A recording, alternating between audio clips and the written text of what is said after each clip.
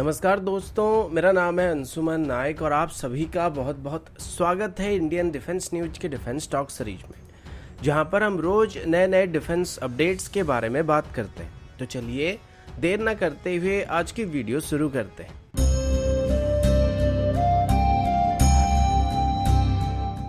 आज की पहली अपडेट तेजस की नेवल वर्जन को लेके। अब हालांकि तेजस की नेवल वर्जन को इनिशियली इतना सक्सेस नहीं मिला था और जिस उद्देश्य से इसको बनाया जा रहा था ये कभी भी उस पर खरा उतर नहीं पाया था, क्योंकि नेवी एक सिंगल इंजन एयरक्राफ्ट को अपने सर्विस में शामिल करना नहीं चाहता था और नेवी का कंसर्न ये था कि वेपन लोडआउट के साथ हमारे एयरक्राफ्ट कैरियर से टेक ऑफ करने में स्ट्रगल करने वाला है, जिस वजह से नेवी की तरफ से इनिशियली तेजस की नेवल वर्जन में कोई इंटरेस्ट दिखा नहीं जा रहा था। लेकिन बाद में जब twin engine deck based fighter को डेवलप करने का फैसला किया गया तो इसे नेवी की तरफ से काफी सपोर्ट किया जा रहा था। लेकिन twin engine deck based fighter को डेवलप करने के लिए तेजस की नेवल वर्जन को डेवलप करने में जो जानकारी मिली थी वो सभी के सभी काम आने वाले थे, जिस वजह से अभी तेजस की नेवल वर्जन को भी डेवलप किया जा रहा है। अभी रिसेंटली एचएएल के टेस्ट पायलट हर्षवर्धन ठाकुर की तरफ से तेजस की नेवल NP5 की कुछ इमेजेस को अपने ट्विटर हैंडल पर शेयर किया गया था, जिसमें बताया गया था कि अभी तेजस की नेवल NP5 यूनिट की फैब्रिकेशन वर्क कंप्लीट हो चुका है और अभी जल्दी से ही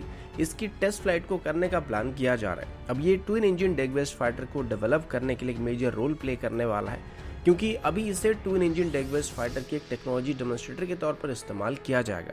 अभी NP5 की इनिशियल फ्लाइट टेस्टिंग के बाद इसे नॉमिनल लैंडिंग ट्रायल को कंडक्ट करने के लिए इस्तेमाल किया जाएगा, जिसमें इसकी लैंडिंग गियर्स के ऊपर पड़ने वाली प्रेशर पॉइंट को स्टडी किया जाएगा, जो कि आगे चल के हमको twin engine deck based fighter की लैंडिंग गियर्स को डेवलप करने में, डिजाइन करने में मदद करने वाले हैं। अभी तेजस की NP1, NP2 और NP5 को आगे चल के अलग अलग वेदर कंडीशन में और यहाँ तक कि खराब वेदर कंडीशन में भी हमारे एयरक्राफ्ट कैरियर से टेस्ट किया जाएगा। साथ ही अभी नेवी की तरफ से तेजस की इस नेवल वर्जन को भी लिमिटेड नंबर में इंडक्ट करने का विचार किया जा रहा है, जिसमें मेनली ट्रेनिंग के लिए इसका इस्तेमाल किया जाएगा। लेकिन फिलहाल इस पर अभी तक कोई खास डिसीजन नहीं लिया गया, लेकिन नए पायलट्स को ट्रेन करने के लिए तेजस की नेवल वर्जन एक सुइटेबल ऑप्शन हो सकता है और सीधे तौर पर twin engine deck based fighter को फ्लाई करने से पहले पायलट्स को तेजस की नेवल वर्जन में ट्रेन किया जा सकता है।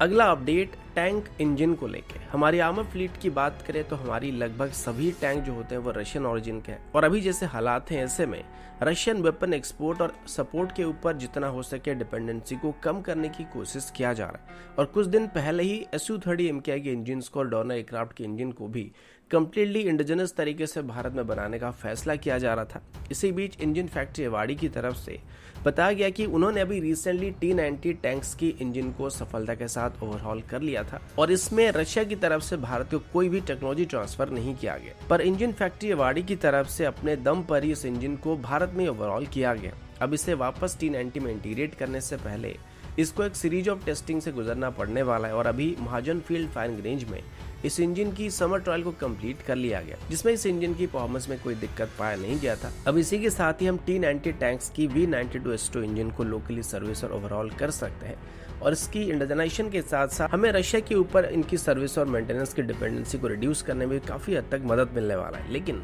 साथ ही हम काफी पैसे भी यहाँ पे बचा सकते हैं और एक एस्टिमेशन के मुताबिक पर इंजन के हिसाब से हम यहाँ पे 33 लाख के आसपास सेव कर सकते हैं, क्योंकि पहले जब इस इंजन को ओवरऑल करने की जरूरत पड़ती थी तो इनको सबसे पहले रशिया भेजना पड़ता था और वहां पर इनको ओवरऑल करके वापस भारत में लाया जाता था और उसके बाद इनको फिर से T90 में इंटीग्रेट किया जाता था, जो कि एक बहुत ही बड़ी कॉस्टली और टाइम कंज्यूमिंग प्रोसेस था। लेकिन अभी हम वक्त के साथ साथ पैसे दोनों को बचा सकते हैं। अगला update air to air missile को लेके और मॉडर्न वॉरफेयर में एयरक्राफ्ट के अलावा एयर टू एयर मिसाइल दुश्मन के ऊपर जीत हासिल करने में एक मेजर रोल को प्ले करते हैं, क्योंकि ये किसी भी एयरक्राफ्ट के मेन वेपन होते हैं जिसके बिना कोई भी मॉडर्न फाइटर जेट कोई काम का नहीं होता है। अभी जब इंडियन एयरफोर्स में रशियन ओरिजिन R-77 के बदले अपनी अस्त्र मार्क 1 मिसाइल को स्टैंडर्ड मिसाइल के तौर पर इस्तेमाल करना शुरू किया जा रहा और साथ ही 400 से ज्यादा अस्त्र मिसाइल के लिए ऑर्डर को प्लेस कर दिया गया है, तभी ये सुनने को मिला है कि अभी भारत की तरफ से जल्दी से ही अस्त्र मिसाइल की तो नए वेरिएंट को टेस्ट करने की कोशिश किया जा रहा है, जिसमें अस्त्र मार्क 2 और मार्क 3 को पहले डेवलप किया जाएगा। वैसे इसके अलावा अभी अस्त्र मिसाइल की एक और इन्फ्रारेड वर्जन को भी डेवलप किया जा रहा है, लेकिन जो मेन फोकस रहा है वो वीवीआर मिसाइल के ऊपर रहा है और इस वजह से वीवीआर एज को मेंटेन करने के लिए डीआरडीओ की तरफ से भी अस्त्र मार्क 2 और मार्क 3 मिसाइल को जल्दी से जल्दी डेवलप करने की कोशिश किया जा रहा है। अभी कुछ दिन पहले ही अस्त्र मार्क 2 मिसाइल की एक पहली डमी ट्रायल को कंडक्ट किया गया था और आने वाले दिनों में जल्दी इसकी ऑपरेशनल ट्रायल को शुरू कर दिया जाएगा और 2023 के अंत तक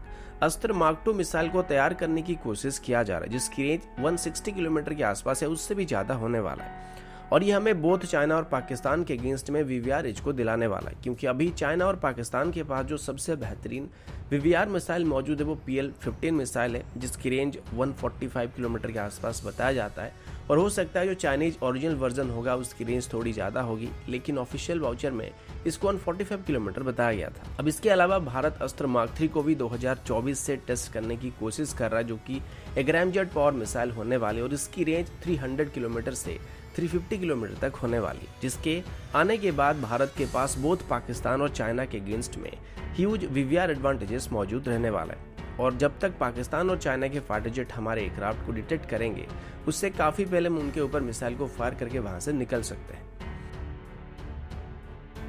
अगला अपडेट इंडियन नेवी की तरफ से और अभी हम इंडियन नेवी की सेकेंड एयरक्राफ्ट कैरियर या फिर भारत की पहली indigenous aircraft carrier INS Vikrant के बारे में बात करने वाले हैं। अब सब जानते हैं कि INS विक्रांत का अभी फाइनल सी ट्रायल चल रहा है और इसी साल के अगस्त में इसे नेवी में ऑफिशियली इंडक्ट किया जाएगा। इसी भी सुनने को मिल रहा था कि नेवी की तरफ से भी INS विक्रांत को नेवी में ऑपरेशन करने से पहले एक बार हमारे प्राइम मिनिस्टर नरेंद्र मोदी जी को इसकी विजिट पर आने के लिए निमंत्रण दिया गया। इसके अलावा इसे जब ऑफिशियली ऑपरेशनल किया जाएगा तो तब भी पीएम मोदी जी को इस समारोह में उपस्थित रहने के लिए रिक्वेस्ट किया गया, जो कि ऑब्वियसली वो मौजूद रहने वाले हैं। वैसे भी देखा जाए तो ये भारत की आत्मनिर्भर प्रोग्राम के लिए बहुत ही बड़ा सक्सेस रहा है। हालांकि इसे बनाने में जितना टाइम उम्मीद किया गया था उससे थोड़ा ज्यादा समय लग गया था, लेकिन अभी हम खुद की एयरक्राफ्ट कैरियर को बना सकते हैं। इसी बीच जब नेवी को INS विक्रांत से ऑपरेट किए जाने वाले फाइटर जेट के बारे में सवाल किया गया तो नेवी की तरफ से बताया गया था अभी तक फिलहाल इसमें कौन से फाइटर जेट को डिप्लॉय किया जाएगा तय नहीं हुआ है, लेकिन फ्यूचर में इसमें twin engine tech based fighter को ऑपरेट किया जाएगा और साथ ही अभी रफाल और F-18 में से किसी एक फाइटर जेट को नेवी की तरफ से खरीदा जा सकता है, लेकिन इनको INS विक्रांत में डिप्लॉय किया जाएगा या फिर INS विक्रमादित्य पर डिप्लॉय किया जाएगा, सही से बताना पॉसिबल नहीं, क्योंकि नेवी 2032 के बाद MiG-29 को रिप्लेस करना चाहता है और अभी जबकि विक्रांत से फ्यूचर में twin engine tech based fighter को ऑपरेट करने का प्लान किया गया है, तो शायद इनिशियली विक्रांत से MiG-29 के फाइटर जेट को ऑपरेट किया जाएगा और जो नए फाइटर जेट खरीदे जाने वाले हैं उनको INS विक्रमादित्य पर शिफ्ट कर दिया जाएगा। फिर 2032 के बाद वर्तमान INS विक्रांत पर डिप्लॉय किए गए MiG-29 को twin engine tech based fighter से रिप्लेस करना शुरू कर दिया जाएगा, लेकिन फिर भी ये बात अभी तक फिक्स नहीं हुआ है और ये आगे चल के बदल सकता है।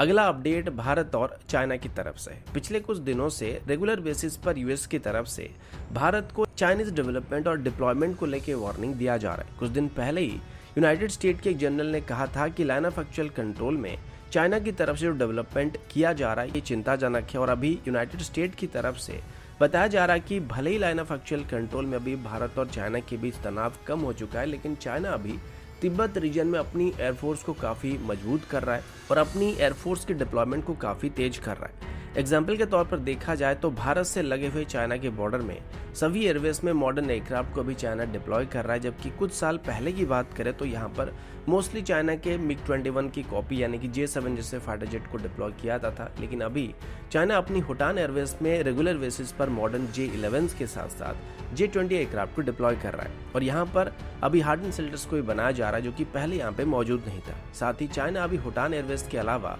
घरगुंसा, कसगर और होपिंग जैसे एयरवेज को भी मॉडर्नाइज करने में लगा हुआ है, साथ ही नए एयरवेज को भी बना रहा है और एक एयरवेज की चेन को बनाने की कोशिश कर रहा है। और साथ ही यूनाइटेड स्टेट के जनरल चार्ल्स ने यह भी कहा था कि यहाँ पर चाइना अभी भारत में फ्यूचर में ऑफेंसिव स्ट्राइक करने के लिए तैयारी कर रहा है, जहाँ पर एयरक्राफ्ट को लो लेवल में इंडियन एयर स्पेस में घुसपैठ कराने की कोशिश की जा सकती है और चाइना लद्दाख से लेकर अरुणाचल प्रदेश तक अपनी पूरी बॉर्डर में करीब करीब करके एयरवेज को एक्टिव करने की कोशिश कर रहा है, जो कि पहले इतने अच्छे नहीं थे और पहले इस मामले में भारत के पास काफी बेहतर पोजीशन मौजूद था। पर धीरे धीरे यहाँ पे चाइना की इंफ्रास्ट्रक्चर मजबूत होता जा रहा है, जो कि फ्यूचर की लड़ाई में भारत को काफी नुकसान दे सकता है। तो दोस्तों अभी के लिए इतना ही, मिलता हूँ आपसे अगले वीडियो में, तब तक के लिए जय हिंद, वंदे मातरम।